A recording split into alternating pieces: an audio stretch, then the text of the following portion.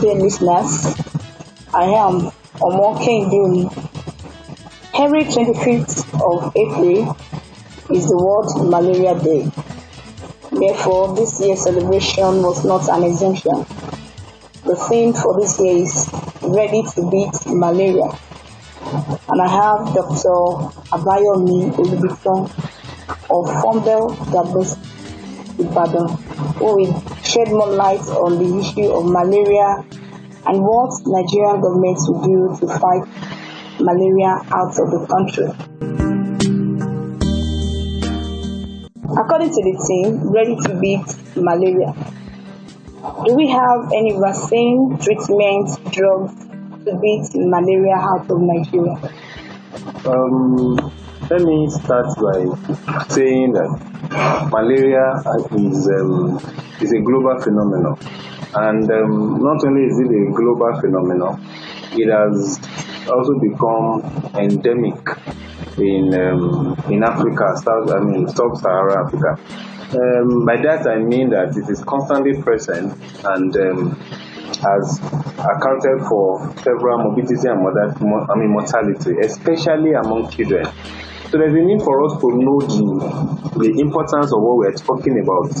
Why would the World Health Organization even set up a date, for malaria, for instance? It's because malaria is one of the key 5 top diseases that affect, mortality of children under 5. It's one of the commonest cause of death among children under 5. Not only has malaria been cause of death for children under 5, even in adults, in pregnant women as well. Malaria is a menace that has refused to go. And to a large extent, back to your question, government is making efforts, even though it appears that efforts are not shown. But government, and not only government, because even beyond the government, there have been global partnerships. Global efforts are on to ensure that there is vaccine. Proud to this, the work of vaccine is not, an easy task. It's not what one government can just wake up and say we want to develop a vaccine. But research has been ongoing to ensure that finally there is a vaccine that could control, malaria, just like we have for yellow fever that has been controlled, and even tuberculosis that is still, under control now.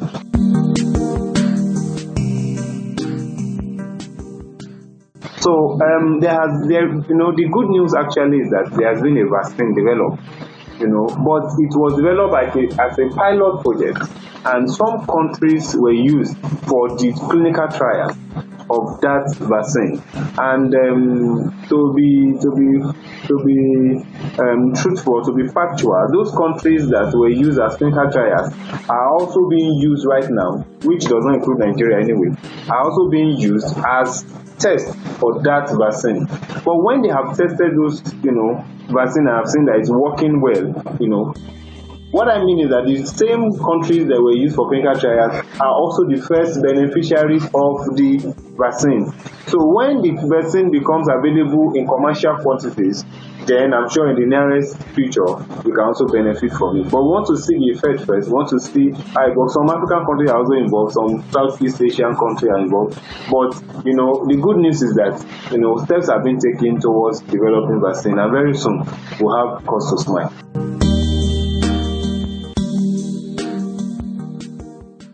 Okay, sir. So to what extent can we say Nigeria is contributing to this development? Do we have a particular percent to measure the contribution of Nigerian government to this development you mentioned? Well, Madam Moderator, that will be a tough question to answer because I do not speak for the government. But nevertheless, I will say that the attitude of Nigerian government has not been, right from time, has not been with the mindset of contributing towards the global eradication of malaria as it were, or any disease. It has always been benefiting from what is available. So when we talk about those who are contributing to the eradication of malaria, we talk about bigger foundations like the Melinda Gates Foundation that are contributing, putting a lot of money into research and all that. But what eventually will be the duty of Nigerian government when it's the vaccine or any drug. For instance, the drug for treatment of malaria, which is the ACT, combination therapy. We know that government at least did a lot to subsidize the cost of that drug so that it can be available to the common man. You understand? So the duties of government usually would be to enhance the availability of those drugs, make them available for and then the widespread, ensure that it is widely disseminated. Just like polio vaccine that is ongoing, government is ensuring that they recruit staff to make sure that they go to the nooks and crannies and ensure that this. We expect also that when these vaccines are available, government will also raise up themselves to ensure that this vaccine is circulated among all the children, if not all the population in Nigeria.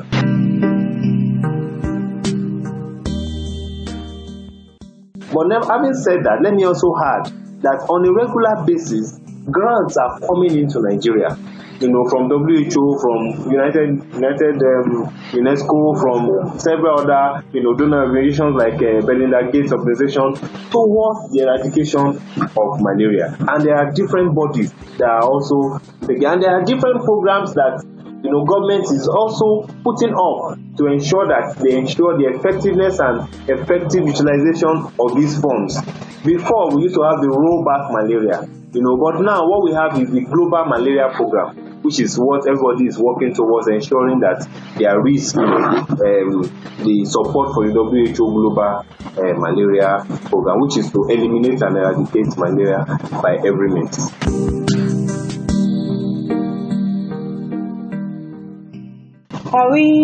Can malaria be wiped off totally? Well, I will be quick to say yes, that it is possible, because it has happened before. There was a time in the United States when they felt that what is this malaria? They were going to face it once and for all, and they decided to they set out to eradicate malaria in the United States. Like as a joke, as if something was not going to be possible. But by the time they began to fumigate, the whole community one after the other, when a target is set and you want to achieve that purpose and you work effectively towards it, it's very possible.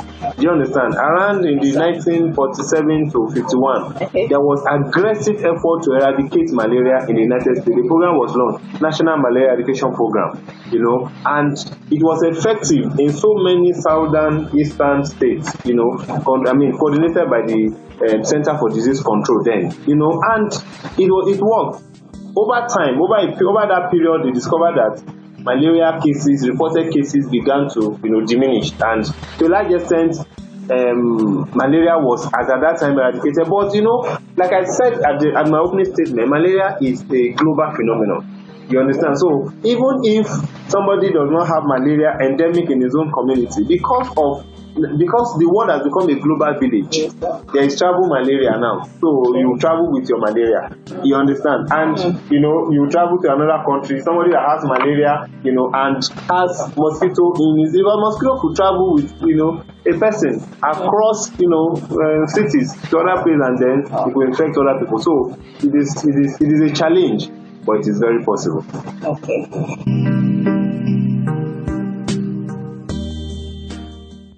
Apart from mosquitoes that carries malaria around, is there other insects or anything that transmits malaria? Well, I must say, for the benefit of our audience, that the only known vector that transmits malaria as of today, if any other thing, but malaria, is the female Anopheles mosquito. That's the only culprit that we know. No other one. There are other forms of infections that the male Anopheles mosquito transmits, and there are also several species of malaria. The Malaria falciparum, that's the organism causing the malaria. Malaria ovale. The Plasmodium falciparum. The Plasmodium ovale, the Plasmodium malariae. So all of these are the organisms that are causing, the malaria. But the vector, the insect that transmits them, is the female Anopheles mosquito. So we need to get that clear. Okay, sir.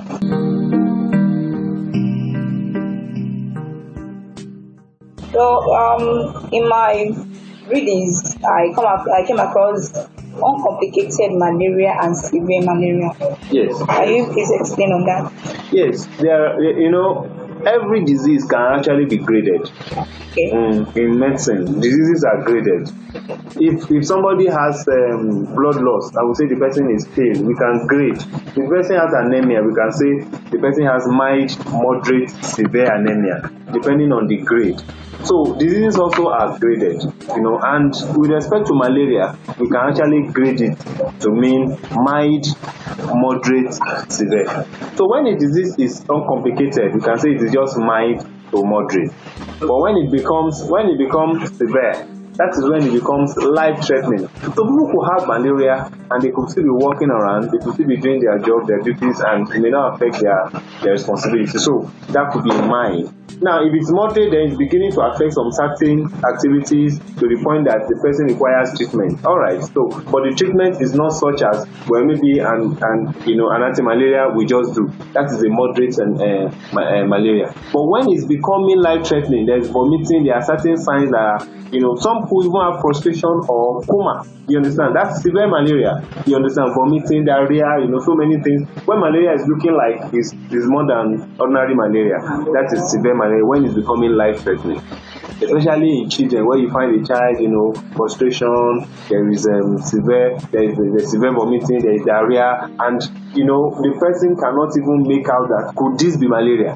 You understand? Because it's resembling some other more severe conditions. That is life-threatening, and that is severe malaria.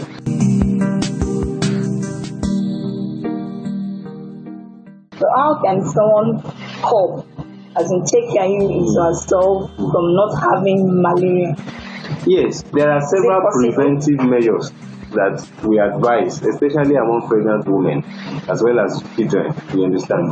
One of the major preventive measures that we advise is to sleep under insecticide-treated mosquito nets. That message has been preached and over-preached, but it has never lost its meaning. There's a need to continually and constantly encourage people to sleep under insecticide-treated mosquito nets. That's one way to prevent, the spread of malaria. The other way to prevent it is also ensure that we keep clean environment. When you are surrounded with bushes around the environment, they are breeding spaces for malaria.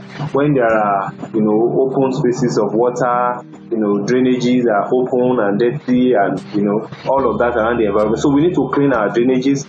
We need to ensure that we don't have open, drainages or water, for malaria to breed. It could be as simple as even having a bucket of water in the house. The other day I was checking, and this is important, it's instructive, I need to mention it because a lot of people don't know. The other day I was checking the toilet of one of our rooms that we don't often use, and I was shocked to find that toilet was open and it was a breeding space for malaria. The toilet, the water closet. You understand? So there's a need to constantly check. You can imagine just stagnant water anywhere, whether in the toilet or in the house. You just put water in the bucket. It's a breeding space for malaria. So we need to watch out and prevent, the spread of malaria. Thank you, sir.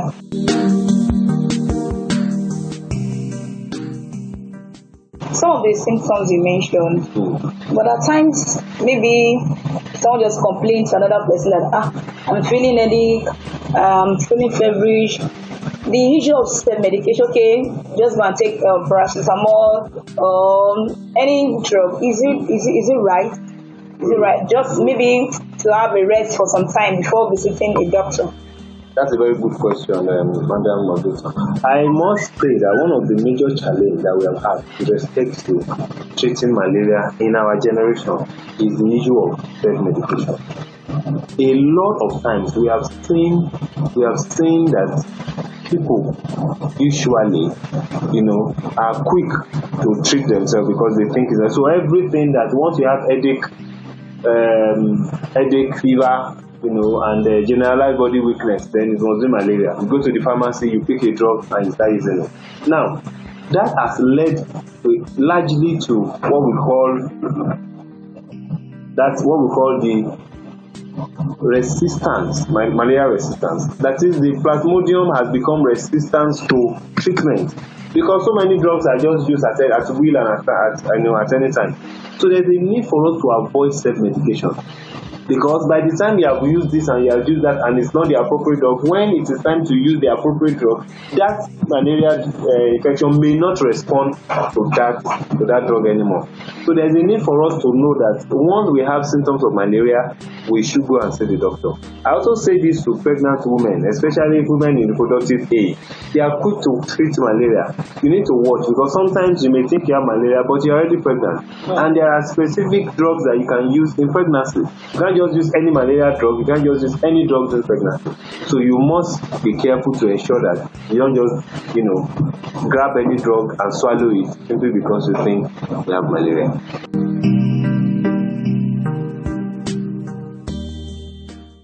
So what's your advice medically for people about health, about malaria and other issues concerning our health? Yes, my advice is that we should take our health seriously.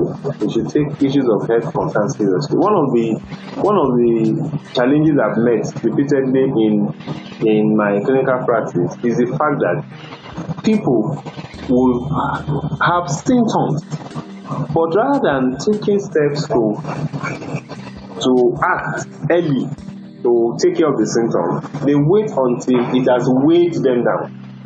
They wait until the infection has really, it's like you start from, just like you asked, the uncomplicated malaria and severe malaria.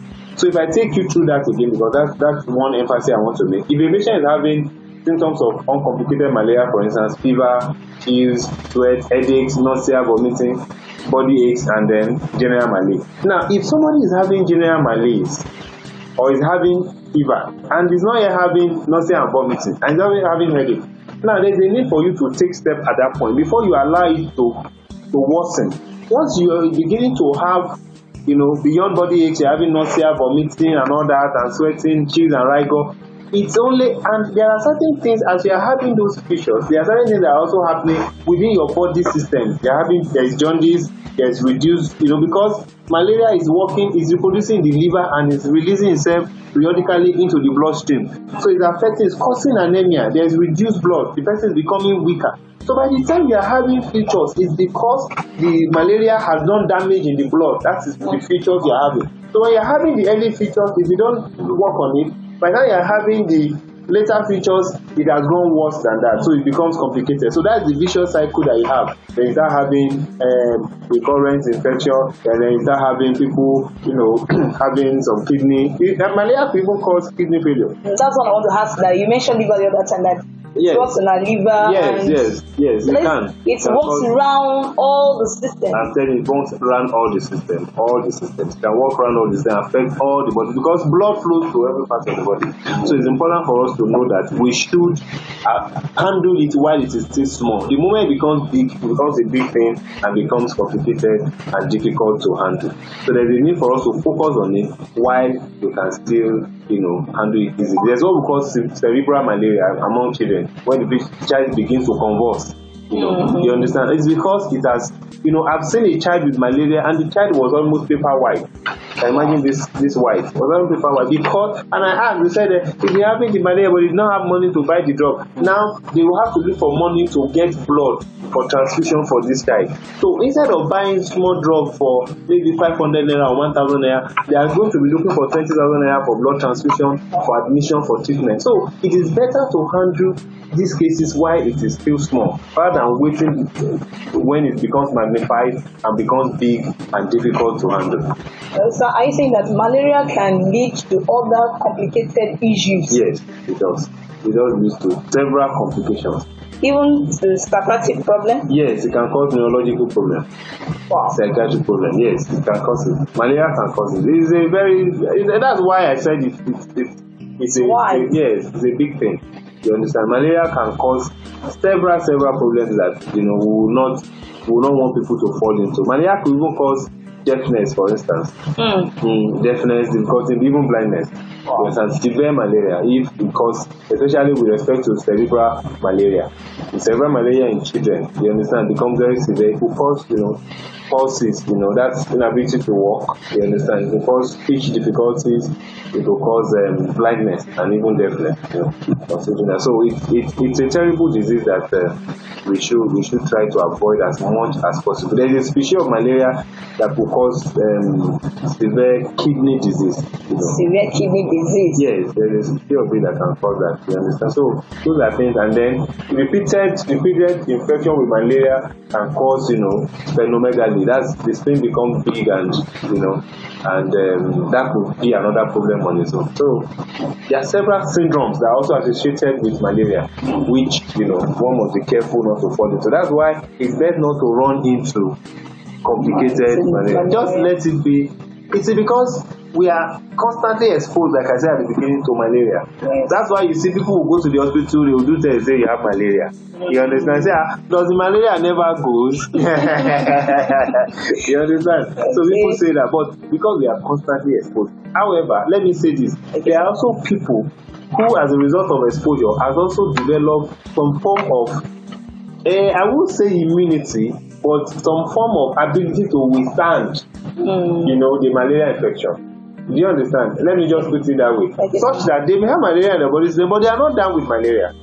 You understand? Because their immunity has grown to that point where it will not bring them. But there are some people, any little exposure, they come down with it. So what's the cause of that strong immunity? What are they doing? What are they taking that builds that strong immunity? It's difficult to explain that there is something that is responsible for it, even though some studies have shown that people who have a particular genotype will also be, who also may not have malaria on a regular basis. There have been instances like that. Studies have shown that. But much more importantly, for the body system, if the body system have been exposed to malaria repeatedly, the body also builds its own immunity. Malaria, the Plasmodium falciparum releases an antigen into the body system, so the body is able to sense it. Now, the body develops some form of immunity to fight it. Now, if it's not able to fight it at the first time, it develops, they say, well, I tried, but I have to come down with it. The next time, it mounts another higher immunity.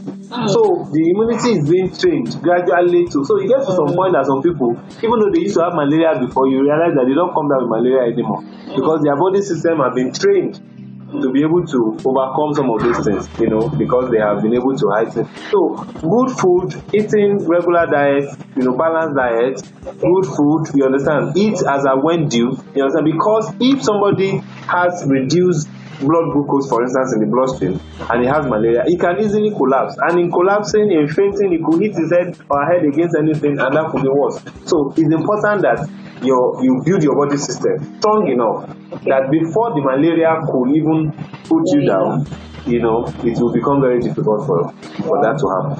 Yeah, thank you very much, sir. I really enjoyed this. And listeners out there, I know you had a lot of things in which we have to take care of our body, take care of our health, so that we will not be weighed down with malaria. I hope some other time you will enjoy this discussion as we meet our guest one more time. Thank you for listening. Have a good day.